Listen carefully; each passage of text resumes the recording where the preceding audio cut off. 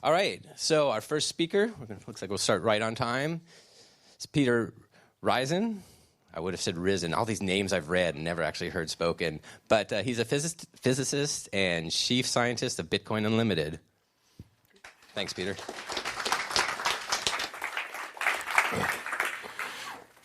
All right, good morning, everybody, and thank you all so much for coming.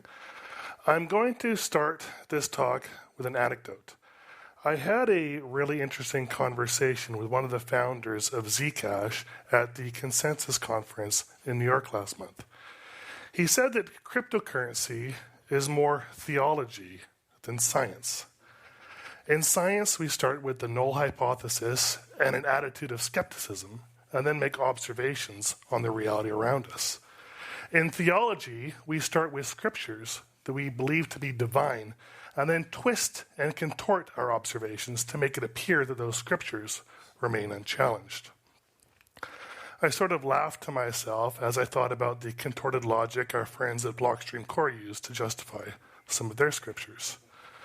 For example, thou shalt download code from only the Bitcoin Core repo, for only it is divine. Or, thou shalt mine no block larger than the holy number of 1 megabyte. But then I began to ask myself whether there were certain scriptures or rules about Bitcoin that I thought were unchallengeable. And I came up with two. The first is that Bitcoin can move from place to place, but cannot be created willy-nilly out of thin air. And number two, in order for a Bitcoin to move, the transfer must be authorized by the owner's digital signature. So I viewed number one as Bitcoin's physical property rule. It's what makes this abstract sequence of bits flying around the internet behave like physical property with scarcity. Number two, I saw as Bitcoin's private property rule. It's what enforces ownership rights on that new digital property that rule number one creates. So until I had that discussion in New York, I kind of took it for granted that everybody would view this rules the same way as I did. But now I actually think these two rules are just manifestations of my own inner ideology. For one, I'm a physicist by training, so I think rule number one here comforts me because it means I can think about this abstract concept of Bitcoin using physical matter that I already understand really well. And rule number two, politically I lean towards the libertarian philosophy, and I believe in strong private property rights. But number two is just in a way encoding my belief about private property into the protocol. So where I'm going is that I think all rules could ultimately be seen as fanatical, like for the same reasons that I think a small blocker promoting his 1 megabyte forever dogma is acting fanatically. I could see somebody in the future thinking that I'm acting fanatically by trying to enforce rule number two here. Like, let's imagine in the future we know for certain that some nasty terrorist has 100,000 Bitcoins in this address, and we can't get his private keys. And everyone's saying, well, let's just move it without the signature. Who cares? That's a politically expedient thing to do. I would be screaming bloody murder because I think that would threaten the very foundations of Bitcoin. But I could see that some people who thinks that's the politically expedient thing to do would see my hesitation to that as acting fanatically in the same way that I think the small blockers are acting fanatically. So where I'm going with this is I think this debate we've been having in the cryptocurrency space for the last 2 or 3 years is never going to be settled by science alone because we're not arguing about scientific facts. What we're arguing is about the ideology that should actually be encoded into this cryptocurrency systems themselves. And ideology is by definition normative. Okay. So going through this exercise made it clear to me why I had this intuitive dislike for the SegWit protocol. And the reason is, with Bitcoin, both of these two rules that I hold dear are intertwined intimately into the very definition, the very structure of a Bitcoin. Whereas with SegWit, the private property rule is subordinate to the physical property rule, which I believe gives SegWit coins weaker private property guarantees. All right, the title of my talk is A SegWit Coin is Not a Bitcoin. and I make and defend 5 claims. Claim number 1 is that SegWit coins have a different definition than Bitcoins, which gives them different properties. Claim number 2 is that unlike with Bitcoins, miners can update their UTXO sets without witnessing the previous owner's digital signatures. Claim number 3, the previous owner's digital signatures have significantly less value to a miner for SegWit coins than for Bitcoins because miners do not require them in order to claim fees. 4, although a stable Nash equilibrium exists where all miners witness the previous owner's digital signatures for Bitcoins, one does not exist for SegWit coins. And lastly, 5, SegWit coins thus have a weaker security model than Bitcoins. Okay, I make some simplifying assumptions. I assume that miners are rational, short-term profit maximizing agents, but I also assume that no miner will knowingly be complicit in fraud. All right, so on to claim number 1. In order to show that SegWit coins have a different definition than Bitcoins, a good place to start is, well, what's the definition of a Bitcoin? And a good place to look for the answer to that question is in the original Bitcoin white paper written by Satoshi Nakamoto. If we turn to page 2, we find the answer we're looking for. Satoshi writes, "We define an electronic coin as a chain of digital signatures." So what is a Bitcoin? A Bitcoin is a chain of digital signatures. Each owner transfers a coin to the next by digitally signing a hash of the previous transaction and the public key of the next owner and adding these to the end of the coin. A payee can verify the signatures to verify the chain of ownership. And he included this diagram to help make sense of the paragraph above. So we take a closer look at this diagram on this slide, which is a complicated one because there's a lot of things going on. So it's easier to understand if we just build this diagram up piece by piece. So let's imagine this first transaction here, and let's add some names to the picture. So we have this transaction, and this is the end of our coin right now with Alice's pub key and Zoe's signature. So if that transaction is mined into the blockchain, who owns the coin right now? Is it Alice or is it Zoe? Alice, good, right. So let's imagine Alice wants to transfer this coin to Bob. What does she do? Well, first she needs Bob's public key, and then she's going to hash that transaction that Zoe gave her, combine it with Bob's public key, pull out her private key, sign the resulting hash, package it up in a transaction, and either deliver that to Alice or broadcast it to the Bitcoin network to be mined in the block. The coin now belongs to Bob. If Bob wants to pass it on to Carol, he just repeats the same process, and we've built up figure number 1 from the Satoshi white paper.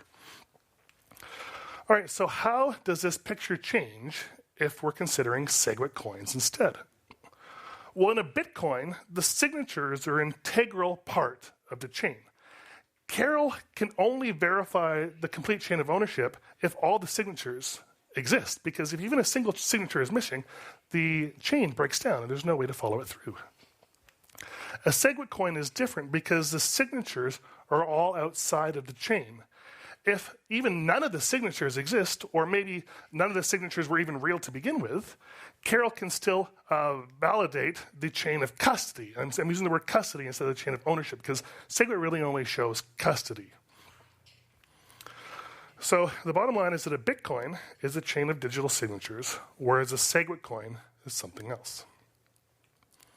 All right, so we know that SegWit transactions are non-malleable, but what other properties do they have that are different than Bitcoins? Well, with SegWit coins, miners can update their UTXO sets without witnessing the previous owner's digital signatures. So a little bit of background on that. I think a lot of you guys know that each node maintains a ledger of which coins belong to which entities. That's called the UTXO set, or the unspent transaction output set. And at a high level of abstraction, we can imagine it as a spreadsheet. The first column is the hash of all the Bitcoins that remain unspent, and the next column is who owns those Bitcoins. All right, so when a miner or a node receives a new block, The miner is going to parse through all the different transactions in that block. He's going to remove the spent outputs and replace them with the new unspent outputs. So it's important to see what that process looks like. And to do that, we'll examine our transfer from Alice to Bob. So the miner doesn't see all this information. All he sees is Alice's actual transaction to Bob, which looks like something like this. So the first thing the miner is going to do is he's going to say, okay, well, what coin is this transaction trying to spend? Well, it's trying to spend A46E. So it's going to go up to its UTXO set. It's going to say, okay, that coin exists, it's unspent, and it belongs to Alice. Did Alice sign this transaction? Yes, she did. Looks good. So I'm going to call this transaction spent, and I'm going to transfer ownership of that coin to Bob. To do that, the miner hashes that transaction. He gets B56A. He writes that up there in his UTXO set with Bob as the new owner. Okay, so the critical observation here is that even if the miner didn't check Alice's signature, he still had to witness Alice's signature in order to update his UTXO set. If we imagine Alice transferring his coin to Bob using a SegWit transaction, the situation is different. Now the miner can still update his ledger of who owns what coins, even if Alice's signature isn't in his possession, and even if Alice's signature doesn't even exist at all. All right, number 3. The previous owner's digital signatures have significantly less value to a miner for SegWit coins than for Bitcoins because miners do not require them in order to claim fees. Okay, so on this slide, we're going to look at the profit a miner earns when he finds a Bitcoin block. So he earns a 12.5 BTC reward, plus any fees included in his block, but we have to subtract from that revenue his cost of finding the proof of work. So we get that equation. If the miner doesn't have even a single signature from that block, all he can do is mine an empty block, so he can't claim any fees. So we have this equation instead. We have to adjust this slightly because there is still a slight chance that the previous block was invalid, so I have to discount that revenue by 1 minus p, where p is a probability that the previous block was invalid. Okay, so a reasonable measure for the value of the Bitcoin signatures is the difference between the miner's profit with the signatures and the miner's profit without the signatures. Subtracting those two equations gives this expression. If we go through that same set of logic using SegWit coins, the result is slightly different because with or without the signatures, the miners can still claim fees in the SegWit case. So the equation looks like that instead. Now the critical observation on this slide is just how small of a number P is. To date, almost 500,000 Bitcoin blocks have been mined, and maybe 5 or so have been invalid. So empirically, P is a number like 1 part in 100,000 or 0.00001. Tiny. And that makes sense because nobody wants to mine a block unless they're sure it's valid because they're gonna not get any money for it, but it costs them a bunch of money to do so. So basically, P is 0 for all intents and purposes. If we take the limit of those two equations, we see that for Bitcoins, the signatures still retain value, whereas for SegWit coins, the signatures no longer have value. And I want to highlight this fact because that difference could change the incentives for mining SegWit coins in comparison to mining Bitcoins. All right, so on to claim number 4. Although a stable Nash equilibrium exists where all miners witness the previous owner's digital signatures for Bitcoin, one does not exist for SegWit coins. So the next slide is to witness or not to witness. A Nash equilibrium is stable if a small change for one player leads to a situation where two conditions hold. Number 1, the players who did not change have no better strategy in the new circumstances. And also, the player who did change is now playing with a strictly worse strategy. So I'm claiming that a Nash equilibrium exists for Bitcoins where all of the miners are witnessing the signatures because then their revenue is the reward plus the fees. So let's imagine that some miners deviate from that strategy and adopt the not witnessing strategy. Because they can no longer claim fees, they now make less revenue, so they're playing with a strictly worse strategy. So condition number 2 is satisfied, and they're going to return back to the Nash equilibrium. In reality, the picture is slightly more complex because let's imagine that it's not an infinitesimal amount of hash power that changes. Maybe 20% of the hash power decides to change to the not witnessing strategy. But because they can only mine empty blocks, that means there's actually more fee revenue available for the miners maintaining the witnessing strategy. So the witnessing strategy becomes even more profitable. And again, you see we have the conditions for a stable equilibrium. The situation for SegWit is different.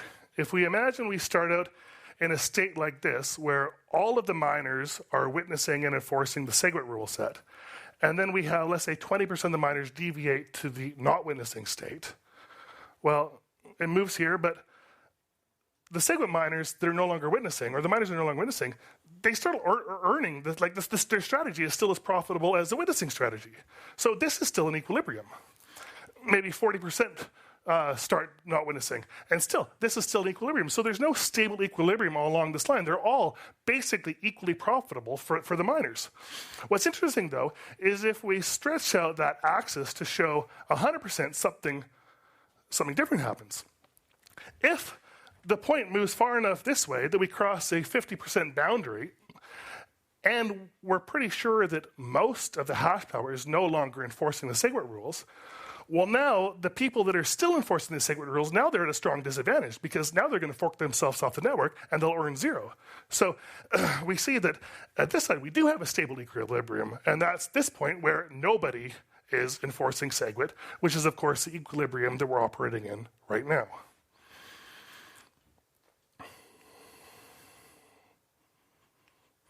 All right, claim number 5. SegWit coins have a weaker security model than Bitcoins. So to show this, I wanted to come up with some way that a group of attackers could fraudulently spend SegWit coins using some attack that wouldn't work or would work with less efficacy on the pay-to-script hash soft fork we had 4 years ago. And I think there's a whole family of such attacks, and they all center around the idea of tempting the miners into not witnessing the SegWit signatures by making it more profitable for them to ignore the SegWit signatures. So specifically, one mechanism that seems to work on paper is to withhold and release the witness extension blocks strategically using a variant of the selfish mining attack. Okay, so how is this going to work? Let's imagine our blockchain looks like this. The green box is our blockchain tip. Everybody's mining on that tip. And our pool of attacking miners, we find the next block. So what we do is we broadcast the block, but we keep our little SegWit extension block private. And we also make sure that SegWit extension block is tiny because we can control how big it is. So maybe there's only one SegWit transaction in that block. So we're mining here along with all the defectors that we've got, and all the people that are still enforcing SegWit are mining at a lower block height. Okay, so we've also put listening nodes all over the network. So we're listening to all the different miners' pool stratum servers. And as soon as we think one of the miners on the previous block has found a new block, we release our little extension block before their block even propagates the network, trying to win as many of these people over to come to our block instead of mining on this block. And you can kind of see what's happening. If we can get enough of them to come over, well, now this block is more likely to be orphaned than this block. So what we're trying to do is basically train the miners to understand that by not mining on this block, by mining on this block instead, they're actually at a profit disadvantage. So that's only one state of the selfish mining attack. There's a bunch more details that I won't go over. If you're interested in, I suggest reading the selfish mining paper by Emin Gün-Sier and Ite Eyal. I think it's one of the best papers written in the Bitcoin space. But what I will say is that a critical parameter in the selfish mining attack is this gamma parameter, and that's the fraction of the miners here that we can convince to join our block here when we quickly release our extension block. Okay, so if gamma equals 1, if we can basically win everybody over, then we have a very strong strategy. Our revenue is this gray curve here, where the revenue for the SegWit enforcers is that orange curve there. Even if our attacking pool has only a few percent of the hash power, we are still more profitable than the SegWit enforcers. So these SegWit enforcers, being rational short-term profit maximizing agents, they'll seem that by defecting, they can earn more money. So more of them are going to defect. That pushes us further along the hash power defecting. Our strategy becomes even more profitable. This strategy becomes even less profitable. And of course, that's a recipe for an unstable equilibrium and a collapse of SegWit. If gamma is 0.5, well, our strategy is actually a losing strategy if our pool's small enough, but as soon as we have enough attackers, it becomes profitable again. And if gamma is 1, then it takes about a third of the miners to do this attack. I think in reality, we can make gamma quite big, 0.7, 0.8, so I don't think this case is realistic. I think this case or this case is much more realistic. Okay. So where are we going with this? So what we're trying to do is basically train the miners to no longer bother enforcing the SegWit, to mine on blocks before they've received the witness data. So once we're confident that the majority of the network is no longer enforcing SegWit, then we're going to start rerouting SegWit transactions to our own personal addresses. But this time, we're never going to actually release the witness data. Blocks are going to get built above our fraudulent transfer, confirming it. And what's so insidious about this attack is no one is ever going to have proof that a fraud occurred. For example, with SegWit, it's fine to prune the witness data. In fact, it's encouraged to prune the witness data. So we get a state, let's say 20 blocks later, someone claims that there's been a theft, the witness data is missing, but nobody can actually prove that that theft occurred. Okay, so this wouldn't work for pay-to-script hash because pay-to-script hash has the definitions of a Bitcoin. So we can imagine a variant of this attack, and instead of withholding the SegWit extension block, let's just hold a signature from one of the pay-to-script hash transactions. And then let's try imagine using that same strategy. It's not going to work because there's no way for the other miners to be sure that the transactions that make up the block actually correspond to the Merkle root in the block header. So any third party could have proposed a different sequence of transactions, and the miners would have no way to know. So there's no way for them to update their UTXO set. So everybody has to mine empty blocks in this attack, whereas in the SegWit attack, they can still confirm economically relevant blocks, and it changes the scenario entirely. All right, so if I haven't yet convinced you that there's a difference, a fundamental difference between a SegWit coin and a Bitcoin, I leave you with this thought experiment. Imagine that you have 100 BTC in a SegWit address, and a few days later you notice that they've been transferred to an address that you do not control. Okay, so you try to find the signature that authorized the transfer to prove the theft, because you're sure that your private keys were secure, so you think the signature must be bogus. But when you go to do so, conveniently nobody seems to have it saved. Can you prove that a theft has actually occurred? All right, so that's it for me.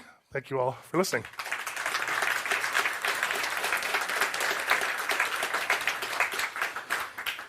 Wow, that's powerful stuff.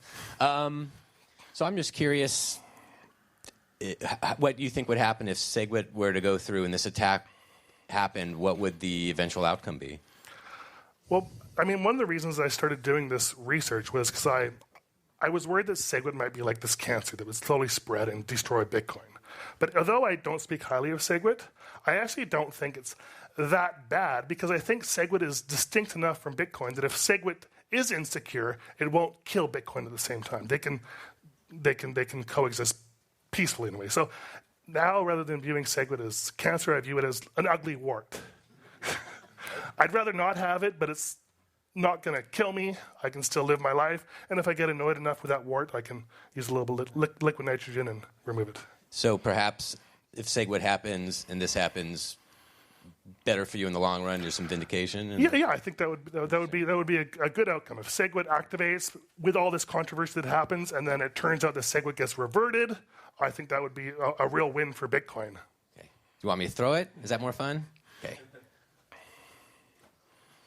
Thanks. One question. Why do you think blocks without witness data are economically relevant? Why would they have still have economic value if you don't have the witness data? I'm assuming I'll show you here. So imagine when SegWit happens, most of the transactions are still going to be normal Bitcoin transactions. There'll be very little economic activity on SegWit at first. And we have lots of precedent for that. If you look at the pay-to-script hash rollout, for years there was only 0.2% of the transactions were actually pay-to-script hash transactions. So there's going to be very little economic activity happening here. So most of the things that people care about is that Bitcoin block. So ignoring the SegWit extension block really matters very little. Did that answer your question? Not really, because you're seeing it as a closed system, right? But there's lots of things happening in the entire Bitcoin world.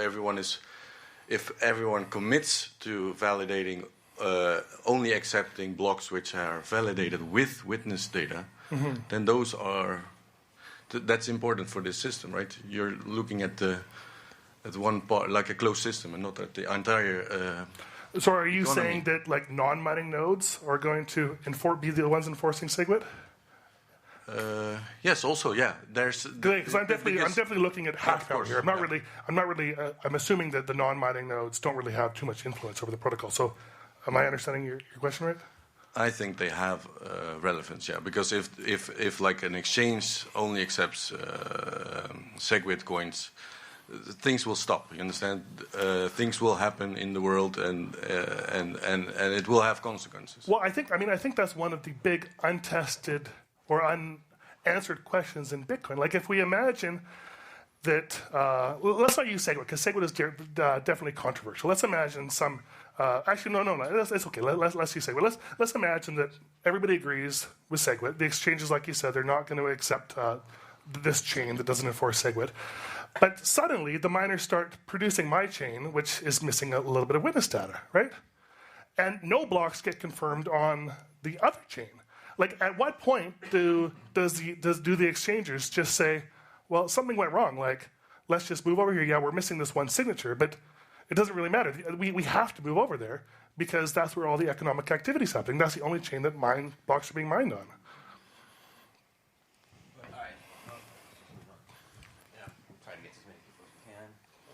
Work our way back. There you go. Start there. I had another question, so I have do the response then. But the exchanges need to have for the miner to exchange their coins. Mm-hmm. They have to go to an exchange. Mm-hmm. So the exchange has to have all the witness data to be able to for the miner to. Well, no, but you're assuming that everybody wants SegWit, right? There's a lot of people that don't want SegWit. There's a lot of, Anthony Zegers gave a talk about a market for fork futures. And I think that's a really accurate way to look at it. So you could imagine a future where the market is actually valuing the chain where SegWit isn't supported higher than the chain that it is supported on. So this idea that somehow everybody's going to dogmatically want SegWit is not true. The question is kind of unanswered. How many people really want SegWit? I think very few do. So I think the market value for the chain where SegWit is destroyed would be higher. So I think the exchanges would love to take it. They just need some excuse. And I think this gives them a perfect excuse. Yes? Thank you very much for that great lead into the thing that I was going to say, because I believe that SegWit is a very real systemic risk. And bear with me, this explanation will take maybe 2 minutes, so I'm going to try to keep it as short, as simple as possible. The way that SegWit is implemented is that you are subverting a rule of the old system and using it in a new way, namely that anyone can spend. Mm-hmm. That means that I've used the term that you are embedding a virtual branch within the main branch. You could also use the phrase that you are embedding an alternative reality within their main branch. This alternative reality can erupt at any time into the real world. Yeah. And at the worst that could happen is that this could be a systemic risk. And I'm not saying that this eruption into the real world of this alternative reality will happen by 51% miners subverting the system. It could happen in 1,000 ways. It could, because on the inside of this system, where you now have 20% of all coins are sitting on SegWit addresses, and people on the inside, like me, want to punish the ones that are destroying value within the system, I for sure as hell will support any way that those coins will be stolen. And I will do it gladly. And that means that this risk will continue to exist within the system when you are subverting the old rules. Yeah, go on. I'm just going to say that you could put it another way. What you are doing is that you are embedding a futures market within the main branch, and the ones that are offering you a bet to bet against them are everyone that are holding coins on SegWit addresses. Could I have a response from your side on this reasoning? Well, I completely agree with you, and I think that's one of the things I was trying to communicate. I just want to add one more thing there with regards to it. Let's assume that this alternative reality manifests in a split of the chain. There are three outcomes to that chain, to that scenario if the branches survives for a prolonged period of time. The first is that the ones on the main chain that the alternative reality erupts from, they lose all the SegWit value on the erupting branch.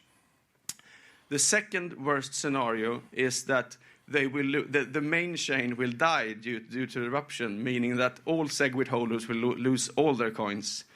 The most severe scenario is complete systemic failure due to lost faith in the system. See, that was my original concern. I thought that like a failure of SegWit could take down Bitcoin as a whole, but I'm less worried about that now, just because I think if SegWit were reverted and SegWit holders lost their coins, I think people would see the structure of a SegWit coin is sufficiently different from a Bitcoin that just the failure of SegWit doesn't necessarily mean the failure of Bitcoin. Yeah. So that's why I actually am less worried about SegWit now that I've done this work. And I'm actually less worried about it as well, because this alternative reality doesn't even have to manifest because the extra risk with those SegWit coins will always show in the price of SegWit, so they will be worth less, always.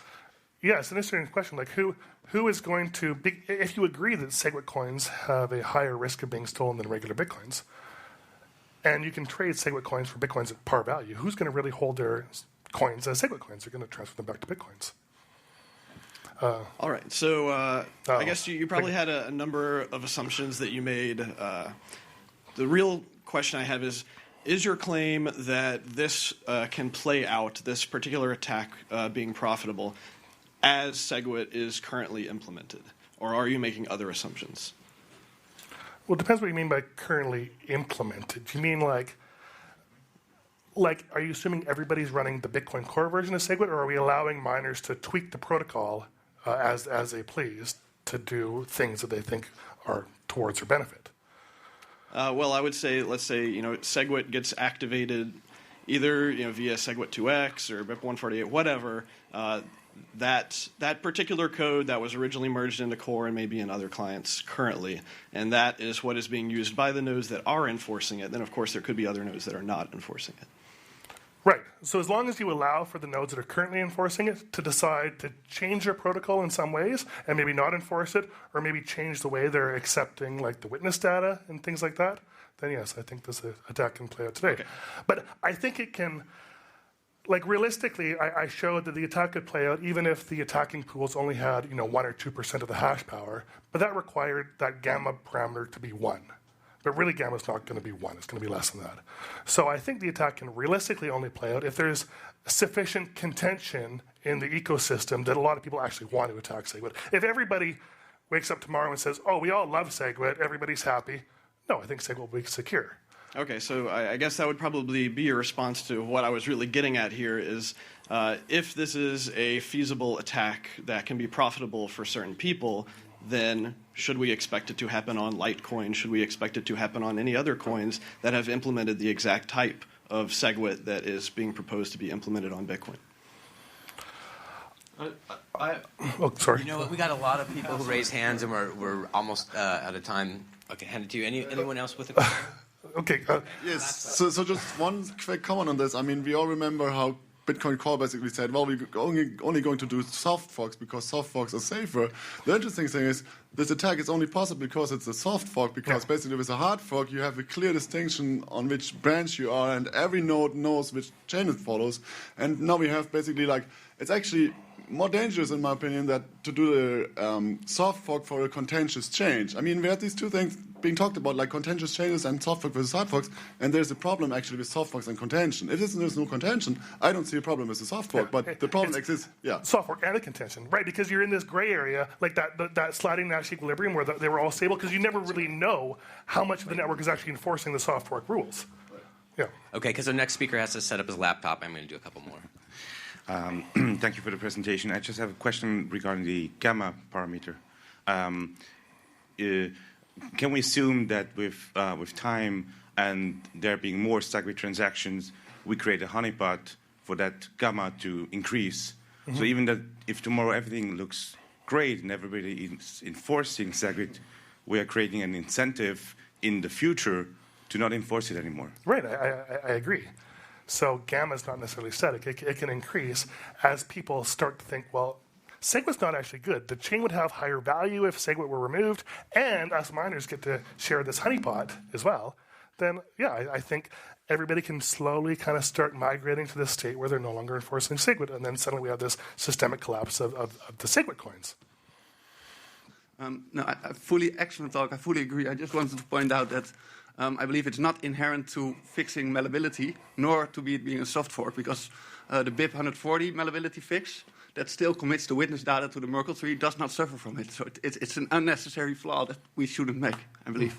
Thank you. Yeah, I agree. All right.